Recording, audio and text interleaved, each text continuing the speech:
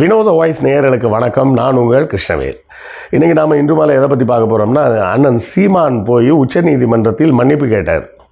இந்த மன்னிப்பு கேட்ட செய்தியை நாம் தமிழர் தம்பிகள் இன்னொரு பக்கம் எப்படி உருட்டிகிட்டு இருக்காங்கன்னா, அண்ணன் மட்டுமா மன்னிப்பு கேட்டார், விஜயலட்சுமியும் தான் மன்னிப்பு கேட்டாங்க.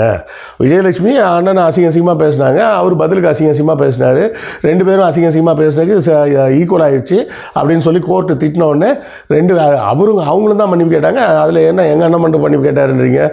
கோர்ட்டு வந்து சொன்னாங்க, அதனால் மன்னிப்பு கேட்டாங்க அப்படின்ற மாதிரி ஒரு கதையை உருட்டிகிட்டு இருக்கிறாங்க. அதோட உண்மை நிலவரம் என்னன்றதை நம்ம உள்ளே போய் பார்ப்போம். நம்ம வீடியோவில் அடிக்கடி நம்ம வந்து அப்புறம் நண்பர்களே புத்தகம் வாங்குன்ற போடுறதெல்லாம் வந்து நிறைய பேர் கேலி பண்ணுறாங்க. கேலி கிண்டல்லாம் பற்றி நம்ம கவலைப்பட வேண்டிய அவசியம் இல்லை. எத்தனையோ காமெடி பண்ணுறவங்க சேனல்லலாம் என்ன பண்ணுறாங்க, என்ன சப்போர்ட் பண்ணணும்னு நினச்சிங்கன்னா நீங்கள் பணம் அனுப்புங்கன்னு கேட்குறாங்க. நம்ம என்ன பணம் அனுப்புங்கன்னு கேட்குறோமா? சேனல் நடத்த பணம் தேவைப்படும். அப்படி தேவைப்படக்கூடிய பணத்தை நீங்கள் புத்தகம் வாங்கினால் உங்களுக்கு புத்தகங்கள் வாங்கிய அந்த புத்தகங்களாகிய அறிவாயுதம் உங்கள் கைக்கு கிடைக்கும். அதன் மூலமாக எங்களுக்கு கிடைக்கக்கூடிய பணத்தை வைத்து நாங்கள் இந்த சேனலை நடத்த முடியும் அப்படின்னு தான் நம்ம சொல்கிறோம். ஸோ புத்தகம் வாங்குங்க அப்படின்னு நான் கேட்பதில் நான் கூச்சப்படவில்லை. அதை பார்ப்பதற்கு நீங்களும் சலிப்படைய வேண்டிய அவசியம் இல்லை. புத்தகம் வாங்க முடியாதவர்கள் லைக் போட்டாலும் சப்போர்ட்டு தான், ஷேர் பண்ணாலும் சப்போர்ட்டு தான், சப்ஸ்கிரைப் பண்ணாலும் சப்போர்ட்டு தான், ஏன் கமெண்ட் போட்டிங்கன்னா கூட சப்போர்ட்டு தான். ஸோ ஏதாவது ஒரு வகையில் உங்கள் ஆதரவை நம்ம சேனலுக்கு கொடுத்துக்கிட்டே இருங்க. ஸோ இந்த எங்கள் அண்ணன் மட்டும் மன்னிப்பு கேட்கல, விஜயலட்சுமியும் சேர்த்து தான் மன்னிப்பு கேட்டாங்க அப்படின்லாம் சொல்லிட்டு இருக்காங்கல்ல. அந்த மன்னிப்பு கேட்டதாக கோர்ட்டில் சமர்ப்பிக்கப்பட்ட 2 ஆவணங்களை நான் இப்போ உங்கள் முன்னாடி வைக்கிறேன். அதிலேருந்து வாசி காட்டுறேன், நீங்கள் பார்த்துக்குங்க. என்ன சொல்கிறாங்க அப்படின்றதையும் நான் வரிக்கு வரி உங்களுக்கு விளக்கம் சொல்கிறேன். இதுதான் இந்த அஃபிடவிட்டை. Criminal appellate jurisdiction special leave petition போட்டு அந்த கேஸ் நம்பர்லாம் கொடுத்துருப்பாங்க. இந்த matter of petitioner Seeman versus the corresponding inspector of police எல்லாமே கொடுத்துருக்குறாங்க. அதெல்லாம் நம்ம உள்ளே ரொம்ப போக வேணாம். இதில் வந்து affidavit on behalf of respondent 2 வந்து விஜயலட்சுமி, பெட்டிஷனர் வந்து இவர் சீமான், ரெஸ்பாண்டன்ட் 1 வந்து தமிழ்நாடு ஸ்டேட், அந்த ஸ்டேட் போலீஸு. சரிங்களா? இதில் வந்து அந்த ஆரம்பத்தில் உள்ளதெல்லாம் வந்து கொஞ்சம் ஜென்ரலாக உள்ளதாக இருக்கும். அதுக்குள்ளே நம்ம ரொம்ப போக வேணாம். அங்கே இருக்க பாயிண்ட்ஸை மட்டும் பார்ப்போம். முதல் பாயிண்ட்டு, தட் ஐ ஆம் த prosecutors respondent to in the present special leave petition and being aware of the fact and circumstances of the instant case, I am competent to swear the present affidavit. அதாவது நான் நல்ல மனநிலையோடு நான் என்ன செய்கிறேன்னு தெரிஞ்சுக்கிட்டு தான் நான் இந்த அஃபிடவிட்டை கொடுக்குறேன்றது வழக்கமாக சொல்லக்கூடிய அந்த வரிகள். அதை முடிச்சுட்டு அதுக்கு அடுத்தால உள்ளே போகிறாங்க. உள்ளே போனோடனே 3வது பாயிண்ட்லேருந்து தான் ஆரம்பிக்குது. 2வது பாயிண்ட் வந்து இந்த அஃபிடவிட் என்னைக்கு சப்மிட் பண்ணப்பட்டது அப்படின்ற டீட்டெயில் மட்டும்தான். 3வது பாயிண்ட் என்னென்னா, that on an unconditional apology of the petitioner herein to restore my dignity as a lady, I am willing to withdraw my complaint FIR against him in order to put the quitters to the case as suggested by this honorable court. அதாவது இந்த petitioner Seeman, that on an unconditional apology of the petitioner, இந்த மனுதாரர் ஆகிய சீமான் நிபந்தனையற்ற மன்னிப்பு கேட்டுக்கொண்டதற்கு இணங்க, to restore my dignity as a lady, ஒரு பெண்ணாக என் மரியாதையை காப்பாற்றிக் கொள்வதற்காக, I am willing to withdraw my complaint FIR against him in order to put quietus to this case as suggested by the honourable court. அதாவது இந்த வரிக்கு ரொம்ப தெளிவான அர்த்தம் இப்படி புரிஞ்சுங்க. இந்த பெட்டிஷனர் ஆகிய சீமான் நிபந்தனையற்ற மன்னிப்பு கேட்டுக்கொண்டதற்கு இணங்க கோர்ட்டின் ஆலோசனைப்படி ஒரு பெண்ணாக என்னுடைய மதிப்பையும் மாண்பையும் காப்பதற்காக அவருக்கு மேலே நான் கொடுத்த கம்ப்ளைண்ட்டு எஃப்ஐஆர் எல்லாத்தையும் நான் வாபஸ் வாங்கிக்கிறேன் அப்படின்னு சொல்லியிருக்கேன். அடுத்த இது பாருங்கள், 4வது point, that I further undertake not to make any unlawful or statement against the petitioner concerning this case in the future before any media including press. இவ்வளோதான் அதில் சொல்லப்பட்ட முக்கியமான 2 பாயிண்ட். மொத்தம் 4 பாயிண்ட்டு. அதில் முதல் பாயிண்ட் வந்து நான் நல்ல மனநிலையோடு இதை எழுதி கொடுக்குறேன்றது. 2வது பாயிண்ட் வந்து இது மாதிரி நான் இந்த கோர்ட்டில் இத்தனாம் தேதி இதை கொடுக்குறேன் அப்படிங்கிறது. 3வது 4வது பாயிண்ட்டு தான் அவங்கள சொன்னது. சரியா? அதை மறுபடியும் வருவோம். இப்போ சீமான் என்ன கொடுத்துருக்கிறாரு அப்படிங்கிறதுக்கு வாங்க. இதே போலவே மற்ற விஷயங்கள்லாம் சொல்லிவிட்டு முதல் பாயிண்ட் சீமான் என்ன சொல்லியிருக்காரு, the petitioner unreservedly apologizes for any pain or hurt that has been caused to the respondent too as a consequence of his words and action. அதாவது இந்த மனுதாரர் ஆகிய நான் சீமான் எந்த நிபந்தனையும் இல்லாமல் மன்னிப்பு கேட்டுக்கொள்கிறேன். எதற்கு? என்னால் அவருக்கு ஏற்படுத்தப்பட்ட வலி மற்றும் காயங்களுக்கு நான் மன்னிப்பு கேட்டுக்கொள்கிறேன். எதன் மூலமாக இந்த காயங்கள் ஏற்பட்டு இருக்கலாம் என்றால், இந்த வருத்தங்கள் வந்திருக்கலாம்னா என்னுடைய வார்த்தைகளாலோ என்னுடைய செயலாலோ இந்த பெயின் அவங்களுக்கு வந்திருக்கும். அதுக்கு நான் எந்தவித நிபந்தனையும் இல்லாமல் மன்னிப்பு கேட்டுக்கொள்கிறேன். The petitioner herein unconditionally withdraws all statements and allegations that have been made by him against the respondent too. அதாவது நான் இதுவரை என்னெல்லாம் ஸ்டேட்மெண்ட் கொடுத்தனோ, என்னெல்லாம் தவறான குற்றச்சாட்டுகளை வைத்தனோ அதையெல்லாம் நான் திரும்ப பெற்றுக்கொள்கிறேன். அதெல்லாம் நான் தெரியாமல் சொல்லிட்டேன் அப்படின்னு. The petitioner undergoes now not to make any comments to the media, mainstream or social, regarding the respondent or her conduct, and is hopeful that the respondent too will extend the same courtesy to him. முதல் part என்ன சொல்கிறாருன்னா, நான் இந்த மனுதாரராகிய நான் இதற்கு மேலில் main ஸ்ட்ரீமாகவோ social மீடியாகவோ எதுலேயுமே விஜயலட்சுமியை பற்றியோ அவரது நடத்தையை பற்றியோ நான் எதுவுமே பேச மாட்டேன். அதில் ரெண்டாவது பாயிண்ட் ரொம்ப முக்கியம், அதுக்குள்ளேயே second part. And is hopeful that the respondent to will extend the same courtesy to him. நான் அது மாதிரி பேச மாட்டேன்லங்க, அது மாதிரி அவங்களும் பதிலுக்கு என்னை பற்றி பேச மாட்டாங்கன்னு நம்புகிறேன். கோர்ட்டு சொல்லலை, பேசக்கூடாதுன்னெலாம் சொல்லலை, அப்படி அதே சௌகரியத்தை எனக்கும் கொடுப்பாங்கன்னு நான் நம்புகிறேன் அப்படின்னு சொல்லியிருக்காரு. நாலாவது point, the petitioner also undertakes not to communicate to or reach out to the respondent and if any need arises it will only do via advocates of the parties. நான் சீமானாகிய நான் விஜயலட்சுமியை இனி எந்த வகையிலும் தொடர்பு கொள்ள மாட்டேன்.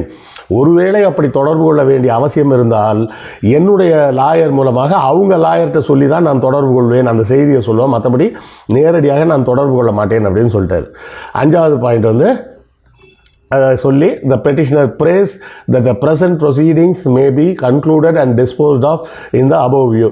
இந்த மேலே சொன்ன 4 கண்டிஷனுக்கு நான் ஒத்துக்கிட்டதை வச்சுக்கிட்டு இந்த கேஸை முடித்து வைக்கும்படி கேட்டுக்கொள்கிறேன் அப்படின்னு சொல்லி முடிச்சிட்டார். இப்போ இந்த கேஸில் என்னெல்லாம் நடந்திருக்குன்றதை முதல்ல பார்ப்போம். முதல்ல இந்த இப்போ விஜயலட்சுமி கொடுக்குறாங்க, கம்ப்ளைண்ட் கொடுக்குறாங்க, இவங்க மிரட்டுறாங்க, இல்லை பேசுகிறாங்க, ஏதோ ஒன்று வாபஸ் வாங்குறாங்க, மறுபடியும் அவர் அவதூறாக பேசுகிறாரு, மறுபடியும் அவங்க கம்ப்ளைண்ட் பண்ணுறாங்க. அப்படி கம்ப்ளைண்ட் பண்ணும்போது தான் கோர்ட்டில் என்ன சொல்லிட்டாங்க, இந்த கோர்ட்டில் சும்மா இல்லாமல் இவங்க போய் என்ன கேட்டாங்கன்னா, இந்த கேஸை தள்ளுபடி பண்ணுங்க, இது அவதூறு கேஸ் அப்படின்னு போய் கேட்டிருக்கிறாங்க. அப்போ உயர்நீதிமன்ற நீதிபதி என்ன சொல்லிட்டாங்க, இந்த கேஸ் இவ்வளோ பிரச்சனையாக இருக்கும்போது இது ஒரு பெண் சம்மந்தப்பட்ட அவங்களுடைய மொராலிட்டியை பற்றி பேசும்போது அந்த பெண்ணே வாபஸ் வாங்கிக்கிறேன்னு சொன்னால் கூட விட முடியாது, கோர்ட் விசாரித்து தான் ஆகும் அப்படின்னு சொல்லி இவ்வளோ நாள் போலீஸ் என்ன பண்ணிட்டு இருக்கீங்கன்னு அவங்கள ஒரு திட்டி உடனே விசாரிங்க போங்க அப்படின்னு சொல்லிட்டாங்க. அப்படி சொன்ன உடனே அவசரமாக அந்த போட்ட ஆடியோலாம் உங்களுக்குலாம் தெரியும், இரவோடு வருக உறவே வலசரவாக்கம் போகிறேன் அப்படின்னு சொல்லிட்டு ஊரெல்லாம் கூட்டிகிட்டு வலசரவாக்கம் போனார். அப்போ இந்த கேஸ் இன்னும் விசாரணை அதிகமாகிடுமே அப்படின்னு சொல்லிட்டு முதல் வேலையாக சுப்ரீம் கோர்ட்டுக்கு போய்டும் அப்படின்னு சொல்லி சுப்ரீம் கோர்ட்டில் போய் ஒரு மனுவை போட்டு, ஐயா இந்த அங்கே விசாரணையை நிப்பாட்டி வைங்க அப்படின்னு சொல்லி முதல்ல நிப்பாட்ட வைக்க சொல்லிவிட்டு அடுத்தால போய் கேட்டிருக்காங்க. முதல் ஹியரிங்லேயே சீமான் சொன்னது என்ன தெரியுமா, உள்ளே போய் நாங்கள் அந்த எதிர் பார்ட்டியோடு பேசிக்கிட்டு இருக்கோம், இது ஒரு குடும்ப பிரச்சனை, நாங்கள் பேசி சுமூகமாக முடிச்சுக்கிறோம் அப்படின்னு கேட்டிருக்கிறாங்க.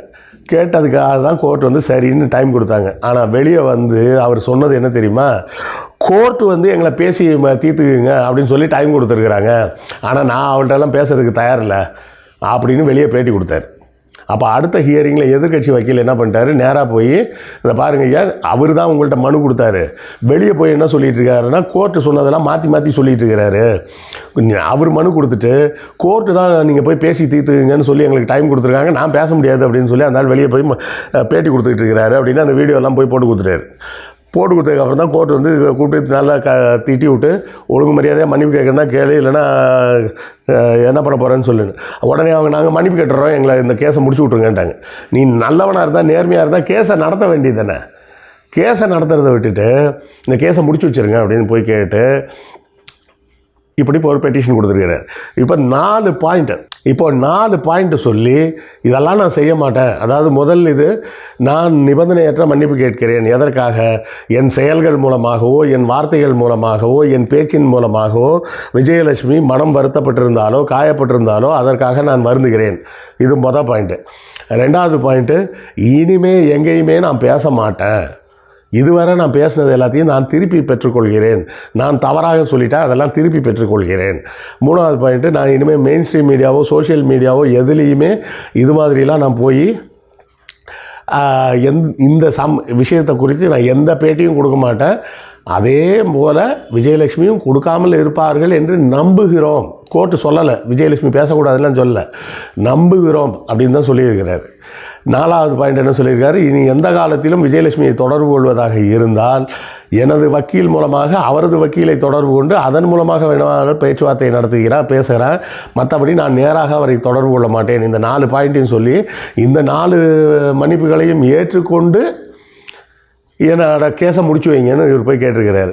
விஜயலட்சுமி தரப்பில் என்ன சொல்லியிருக்கிறாங்க, கோர்ட்டின் அறிவுறுத்தலின் பேரில் சீமான் எந்த நிபந்தனையும் இல்லாமல் மன்னிப்பு கேட்டுக்கொண்டதற்கு இணங்க கோர்ட்டின் ஆலோசனைப்படி நான் அவர் மீது போட்டு இருக்கக்கூடிய கம்ப்ளைண்ட்டு எஃப்ஐஆரை வாபஸ் வாங்கிக்கிறேன். அப்படி வாபஸ் வாங்குறது என்னுடைய மாண்புக்கு நல்லது. ஒரு பெண்ணாக என்னுடைய மாண்பு காப்பாற்றப்படும். பொதுவெளியில் என்னை பற்றி எல்லாரும் ஏதாவது பேசிகிட்டே இருக்கிறாங்க, அந்த பேசி என்னுடைய மாண்பு கெட்டு போகாமல் இருக்கும் அப்படின்னு ஒரே ஒரு பாயிண்ட் தான் சொல்லியிருக்காங்க. அதில் மன்னிப்புன்ற வார்த்தை யாரோட மன்னிப்பு? பெட்டிஷனரோட மன்னிப்பு. ரெஸ்பாண்டன்ட் தான் விஜயலட்சுமி, பெட்டிஷனர் யார்? சீமான். பெட்டிஷனரோட மன்னிப்பை ஏற்றுக்கொண்டு நான் கேஸை வாபஸ் வாங்குகிறேன் அப்படின்னு சொல்லியிருக்கிறாங்க. 2வது பாயிண்ட் என்ன சொல்லியிருக்காங்க, சரிங்க நானும் மீடியா இதுலேயும் பேசாமல் இருக்கிறேன். இது 2 பாயிண்ட் தான் சொல்லியிருக்காங்க. இதில் விஜயலட்சுமி எங்கே மன்னிப்பு கேட்டாங்க? இந்த தற்கூரி தம்பிங்க இந்த பக்கம் ஒரு யாரை தற்கூரின்னு சொல்கிறதுனே தெரில, நம்மளை தான் சொல்லிக்கணும். இவங்களெல்லாம் பற்றி பேசிகிட்டே இருக்கிறோமே, கடைசியில் நம்ம தற்கூரி ஆகிடுவோம் போல இருக்குது. இந்த கோர்ட்டுக்கு இந்த 2 பெட்டிஷனையும் நான் உங்களுக்கு தெளிவாக வாசி அர்த்தமும் சொல்லியிருக்கேன். சீமான் 4 முறை மன்னிப்பு கேட்குறாரு. விஜயலட்சுமியோட பெட்டிஷனில் ஒரு இடத்துல கூட மன்னிப்புன்ற வார்த்தையே கிடையாது. அவங்க கடைசி வரை மன்னிப்புலாம் கேட்கலை. சரியா? அப்படி இருக்கும் அவங்களையும் மன்னிப்பு கேட்க சொல்லுன்னு இவர் தான் சொல்லியிருக்கிறாரு. கோர்ட்டில் என்ன சொல்லியிருக்காங்க, அவங்க வாபஸ் வாங்குறாங்களே அதுவே பெரிய விஷயம், கிளம்பு அப்படின்ட்டாங்க. புரியுதுங்களா? ஆனால் இந்த நாம் தமிழர் தம்பிகள் இன்னும் கத்திக்கிட்டு சுற்றிட்டு இருக்கிறாங்க. நேற்று ஒரு சேனலில் நான் பேசியிருக்கிறேன்.